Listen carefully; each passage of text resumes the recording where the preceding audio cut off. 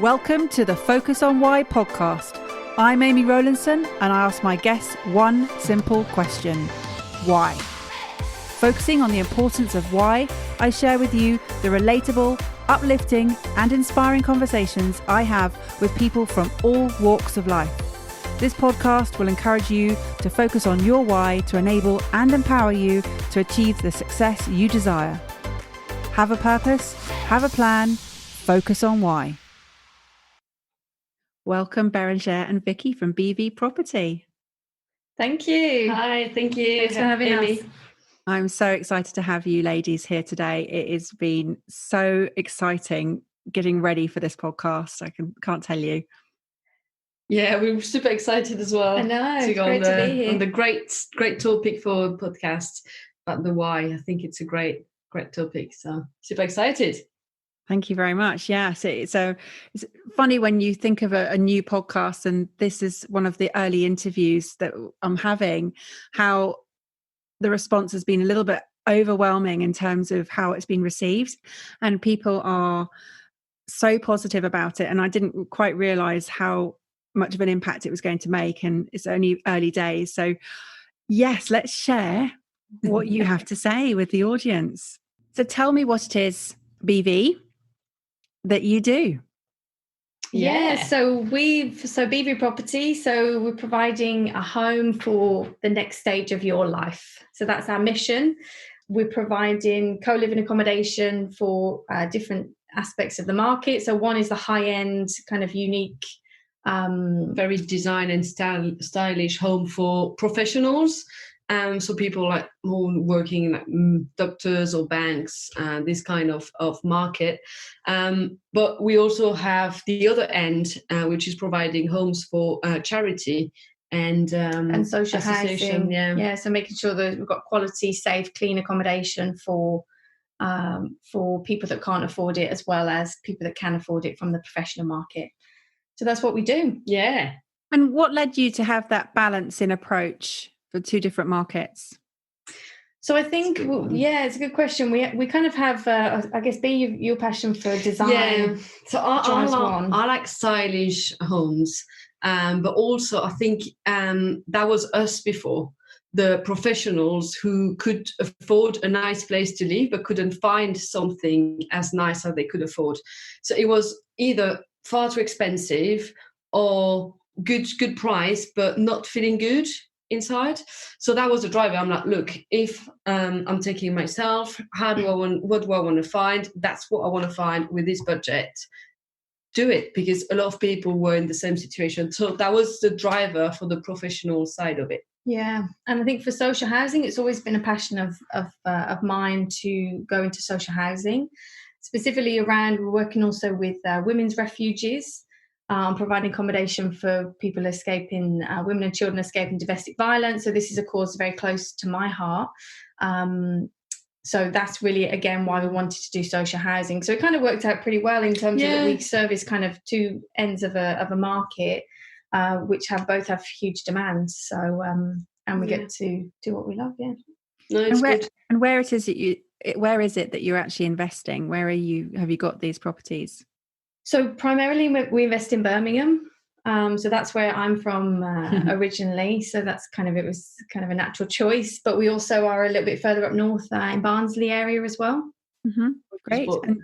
Some houses there. So that's why Barnsley is a bit different.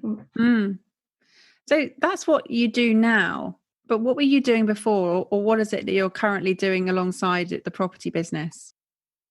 Yeah, so I guess before property, we both were in a corporate environment, so corporate or oil and gas industry environment as well. So I'm still working for that company as well, but Bérengère and I met in the office at work. Yeah. We both work for the same company. We met in Paris in the office. So I'm a geologist as a background, and that led me to this company. But now after that I had a sabbatical. But now I'm back to university where I'm studying winemaking. So that's very exciting too. But very different liquid color from black to red. But yeah. So we're running Beevee Property alongside Bee's full-time studies and my full-time job as well. Yeah. Amazing. So geology will have an impact on the winemaking, I'm sure. Yeah, it does actually. Yeah, and the soil and stuff. It's just all around the same nature, you know. It's not. I mean, it's kind of normal. I'm towards geology because I'm very passionate about nature, trying to understand how things forms, and I love different landscape, and that's one of our drivers, to travel, to discover the world. So for me, it's just why I live, really. So I just really love it. But yeah, it goes had a very strong link to the wine as well, which is great. So tell me about the oil and gas. How did you get into that industry? So again, for me, I'm a geologist, so I wasn't aware actually at the beginning that I could end up into the oil and gas. What I wanted to do was more ocean geology, so marine geology, but the marketplace was very small, so not a lot of job there. And then I wanted to do geothermal science because I think it's great energy resources.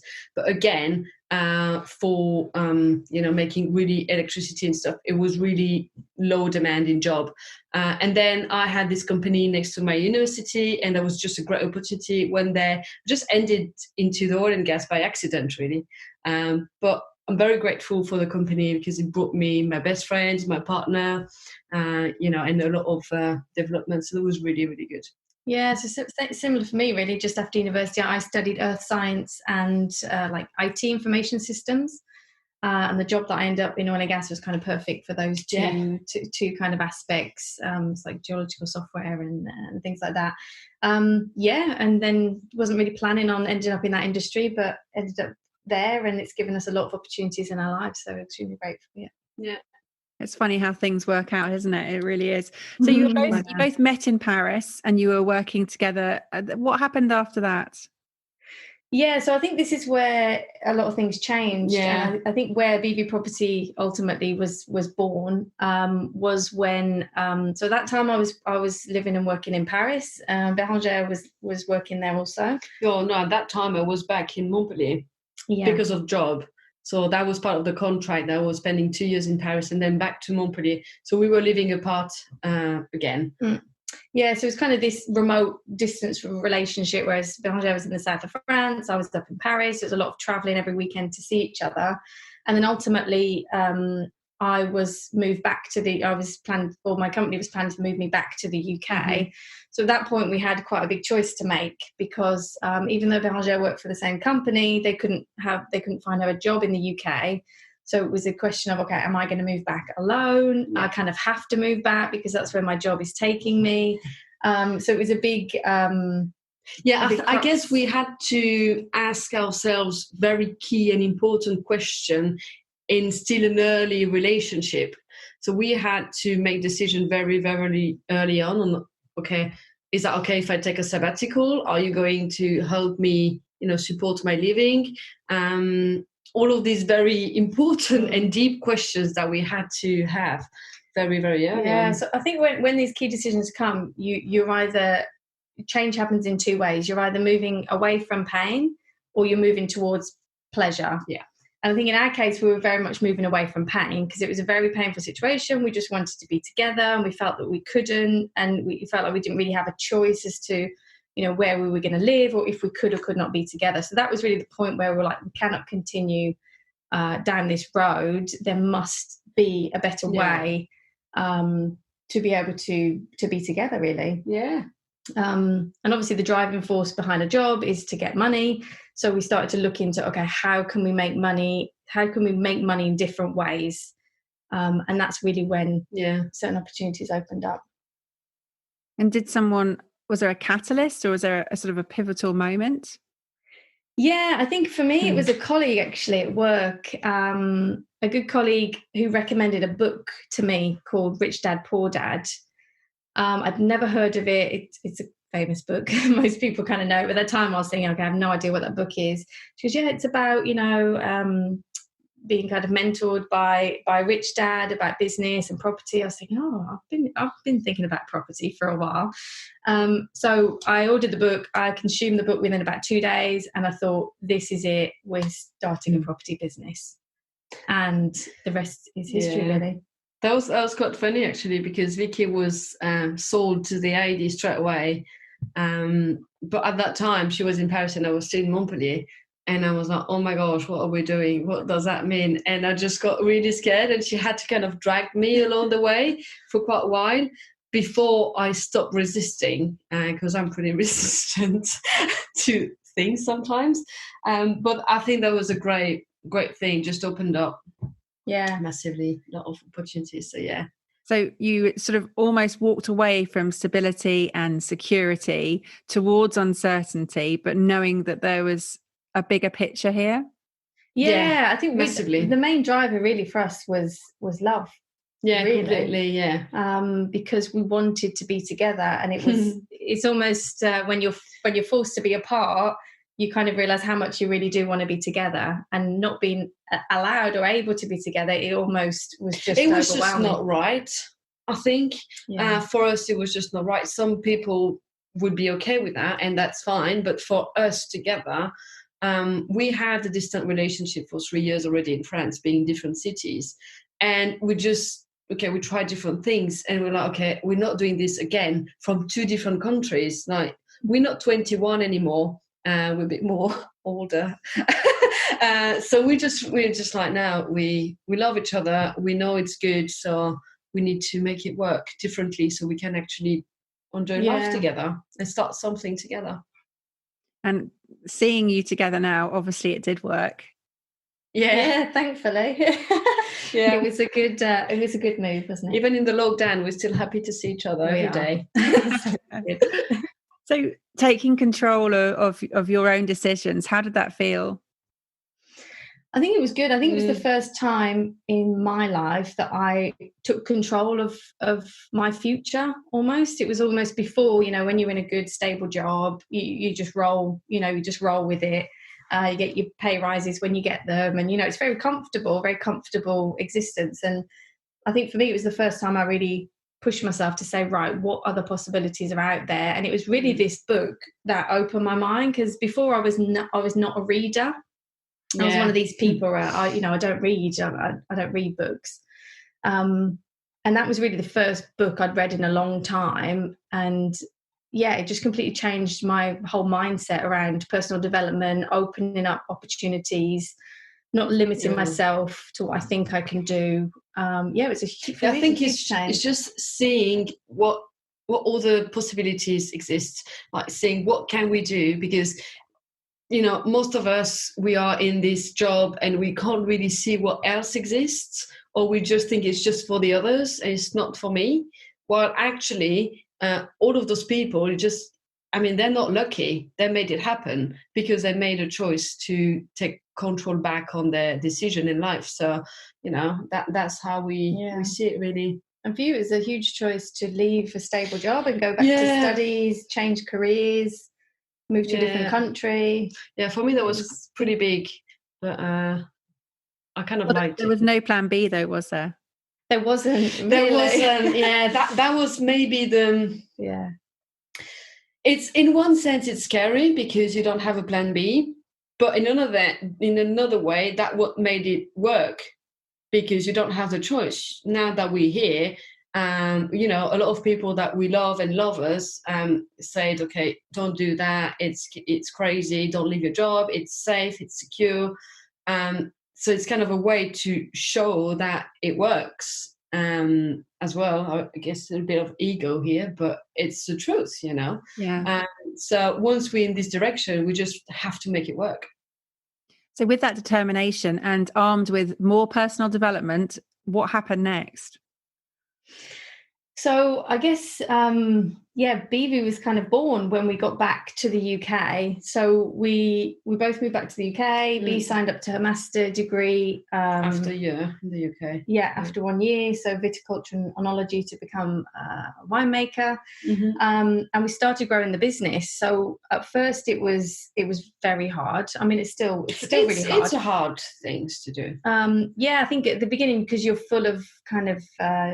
ambition, and it's all new and exciting. It's like when you're in love with someone, the first 6 months is all like honeymoon period. Exactly. So that's kind of the same with the business. You're like yeah, but after that you get hit and you're like, okay, it's actually harder than what it sounds like it is. Yeah, so I think it was we were making progress, but we were kind of chasing our tails a little bit. But ultimately we got coaching, which really changed the game for us. Because a lot of information we had education that was information based, which is good because you need knowledge to be able to acquire new skills, but that knowledge is kind of it's available everywhere. It's not enough. You can kind of get it for free, and that's one aspect of it, but you can know a lot of things but you don't do them, and to get results you need to do things. I think at the end of the day. Sorry, but a good analogy to this is riding a bike. You can read a book on how to ride a bike, but that's not because you take the bike that you can actually ride it. And I think the coaching was this to us, was like actually get on the bike and go down the hill, and we'll be here to help you, support you. And we had the real life tribe as well to support us. And ultimately that's what got us our results. That's what really grew our business. That's what really proved to ourselves as well that we can do it, proved to our team, the investors that we're working with, that this is and will become a hugely successful business. But without the coaching, I don't think we would have believed in ourselves enough to be able to do it. So what if you hadn't have taken those steps to take that leap, especially you, Bee, in terms of moving country, turning down your job and starting from a fresh again? Yeah, it's kind of a hard one. I think just not living the life fulfilled as we wanted to, which, at the end of the day, why we're doing this is because of we're seeking traveling, adventure, experiencing different things with different culture in different countries. And this is, I think, led by the human needs from Tony Robbins. So maybe, Vicky, you kind of good of making short and explaining them. So I think so I think that's really our true driver, as well as kind of being together, is to have our lives fulfilled. So Tony Robbins, if you don't know him, please check him out. He's an incredible motivational coach and speaker. He talks about the 6 human needs. So these are basically the kind of fundamentals of what humans need to live a fulfilled life. So the 6 of them. So the first one is growth. So it's about the need for kind of constant emotional, intellectual, spiritual development and learning. It's learning new things. The need for certainty. So a lot of us have the need for safety, security, predictability, control, consistency is very important. Uncertainty or variety. So this is the need for challenges, excitement, a bit of difference, some chaos, adventure, things like that. Then there's also significance. So it's the need to feel important, feel special. We all have this inside as well. The 5th one is connection or love. So it's the need to kind of feel connected and loved by other humans. And then the last one is contribution. So it's the need to really give beyond ourselves and almost work to a kind of a higher purpose and serve others. So these are really the 6 needs to really kind of drive fulfillment. And what we really are looking for is to live our lives where we're doing things that hit all of these human needs. Yes, to answer your question, for me, not doing what we did, my human needs are uncertainty and growth.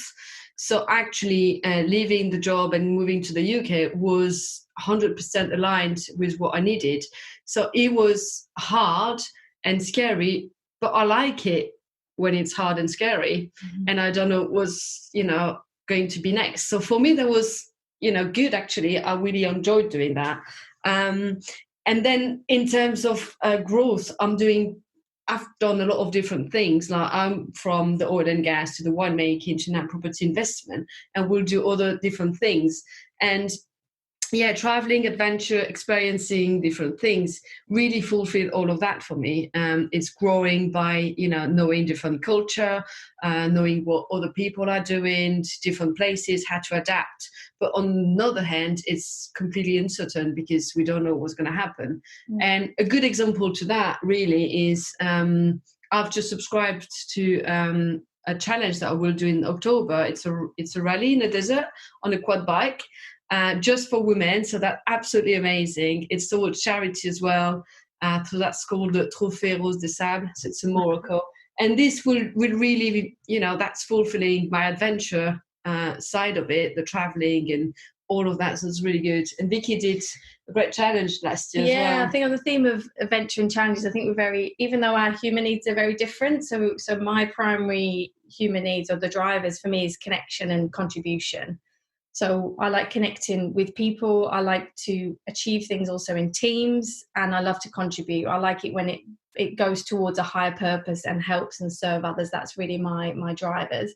But even though our human needs are different, our kind of common why together is really similar. It's, we like travel, adventure, experiences. For example, I did a trek on the Great Wall of China at the end of last year. So it was like a 10-day trek. It was raising money for refuge, which is again for women and children against domestic violence, a cause which I'm passionate to support. And that really hit all my human needs, like 10 out of 10 on every single one, because it just fulfills you. And I think that's really the purpose of living, really, is to do things that just light you up, and it doesn't feel like you want to do it. It doesn't feel like work or a chore. It's just something that's amazing. Yeah, and I think we're aligned into how we want to live our lives. Yeah, we're very lucky, and that is like, even though we have different human needs, how we want to fulfill them is by doing the same thing. And I think we're so lucky to have this together. And maybe that's why, the decision to that we made to move away from our job and from my job, and from moving away from France and all of that. That's how it worked, because in the background, deep down, we didn't know at that time, but now we know that we want the same thing. So it's incredible. Yeah, and hearing what you're saying and how aligned you are, even though you've still got your differences, and those differences probably come into all aspects, maybe the business as well. So you do have different roles and responsibilities. Yeah, completely. Exactly. Because Bee's uncertain. I'm kind of more on the certainty side. So I'm more this kind of stability. Bee loves to create chaos and adventure, and I do like it too. But I'm more, okay, that sounds great. Let's definitely do that. However, let's make sure that we're all stable and we can survive first. So it's good. It's kind of I think it's very complementary, and I think we're kind of aligned as well on empowering people. Yeah. Like that's really our passion, is to show people also from our actions and what we're doing, and just make people believe in themselves, because that's the main difference that we've got in this personal development journey, is we really believe we can achieve anything. And we believe that anyone can achieve anything, depending on the choice people make or I make, what direction I'm doing, anything is possible. We need to believe in it and take the action towards it, because it won't come just from, Yeah. Did you have people say that it wasn't possible at some point? Yeah, we did. We came up against some challenges in terms of, I guess people are quite risk averse. So, it's, what if the market crashes, or, what if you move there and it doesn't work out, or just lots of what ifs, and, just creates anxiety, really. It does, It doesn't happen anyway. And I think we've just come to a space now where we can just control what we can control. We can only make, we can't control everything. So what is within our power, let's control that. Let's make sure that we are not leveraged too high on the properties. Let's make sure that we've got a fund available to reimburse certain loans and stuff like this if required. Let's make sure that we're in a high demand of area. So that's kind of on the business side. It's everything we do, even though it can look very amazing, and uncertain or chaos sometimes, but in the background, because we're doing property investment and we're using investors' money, that's for us, that's a priority. And we need to be 100% certain that those people will get their money back. And this is key to us. And that's the business is built firstly on this, and then anything else come on top.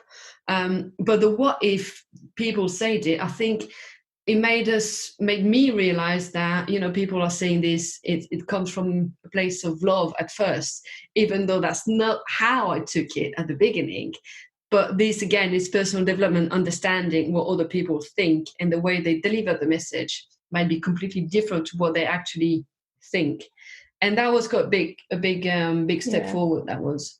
So generally, it does come from a place of love, that it's just people's concern that, you know, they want to protect us. And I mean, other people, it's, you know, it's all really been supportive.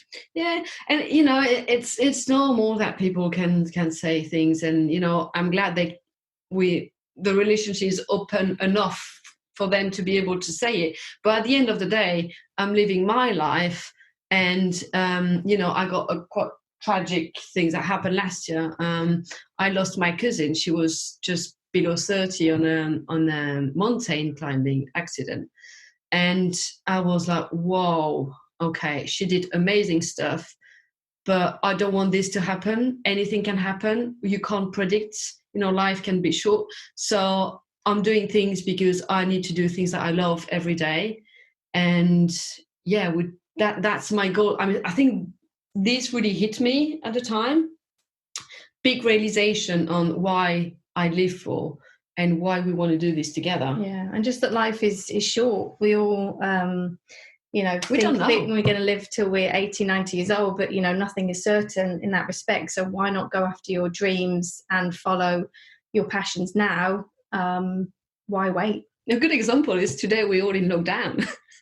And we didn't see this coming. So, you know, you just got to be in a place where you can adjust. You can adjust to what's happening, and you just have the confidence in yourself and in your business or whatever it is that you're doing, that you will find a way. You will do whatever it takes to find a way to make it work. And I think it's that's grown in us over the last 3 years, is just our confidence in ourselves to know that whatever challenge arises, we can manage find a solution. We'll find a way, we'll work through it, and we know that everything will work out for the best in the end. It's also, I think, taking opportunities. Like when there's an opportunity, is to not being scared of not doing it. If we think of something, it means that it's there, and just, okay, let's give it a go. And Vicky, you mentioned earlier that you weren't a reader. Is that still the case? No, that's not the case, thankfully. I can't get enough at the moment. I read a lot of physical books, but I also listen to a lot of audiobooks as well. I've got a massive pile upstairs that I still got to get through. So what flipped the switch for you in learning and in growing? I think it was just seeing things from a different perspective. I think that was the key. When I first read Rich Dad Poor Dad, I was thinking, oh my God, look at the possibilities that's there. And I always think of, if somebody's already done it, why can't I do it? Because I think the key is not to be revolutionary and have a unique idea and you're kind of paving the way. You know, property investment, there's tons of people that are doing it. A lot of people have done it very successfully. So why not just follow what they've done and, you know, put your own spin and spark on it? And that's kind of around, you know, the branding part of it. But, you know, just follow the path that's there. So I think for me, reading all these books and doing personal development is really just has opened me up to just different ways of looking at things. And the way that I was thought before is now completely different. I was just thinking, you know, there's so much possibilities. Could this be done in a different way? Communicating with people is so important. It's completely changed my life, I would say. Wow, there you go. So books can change lives. Amazing. I mean, just hearing the simple act of somebody in your office giving you the book and the journey that has then manifested since is incredible. I hope you said thank you. I have. We've got we've got a special something planned for her. She's not aware of it, but since we've started Beevee, we're like, okay, when we hit that, we'll go back to her with something special. Yeah, it's amazing. Yeah. Well, no spoilers then. Keep it quiet. No, not yet.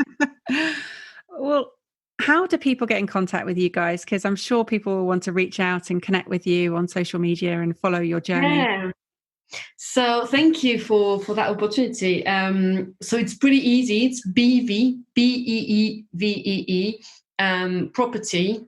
That's on Instagram, on Facebook, and on LinkedIn.